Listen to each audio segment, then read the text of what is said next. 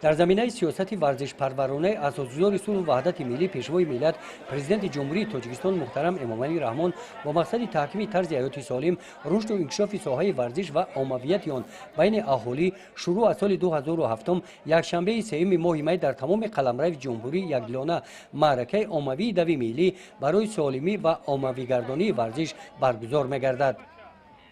در ناحیه واسه امسال این چهارمین با جلب بیشتری اهالی از ماراتون ولسپیدرانی آغاز گردید.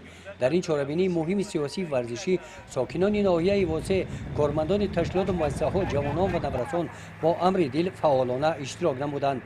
سپس با اشتراک کارمندان تشکیلات مؤسسه‌های ناحیه زنان و بانوان دوی ملی در سطح بلند آمادگی برگزار گردید. پیش از مراسم قدردانی غالبان ماراتون ولسپیدرانی و روز دوی ملی نزد اشتراکچیان رئیس ناحیه واسع با معروضه ادانه برآمد نموده قید نمودند که با مقصد رشد ورزش و بهره بلند برداشتن مهارت ورزشی ورزشکاران ناحیه تحکیم طرز حیات سالم در ناحیه دو مؤسسه دولتی مکتب ورزشی فعالیت می‌نماید. در این دوره از جانب بخش کار با جوانان و ورزش در حدود ناحیه 30 مسابقه‌های ورزشی برگزار گردیده مشق‌های پگاهی روزی منتظم گزارانیده می‌شوند. در ناحیه دو ورزشگاه با 7500 جای نشست 181 میدان‌های خرد و گوناگون ورزشی 27 تالارهای ورزشی فعالیت دارند.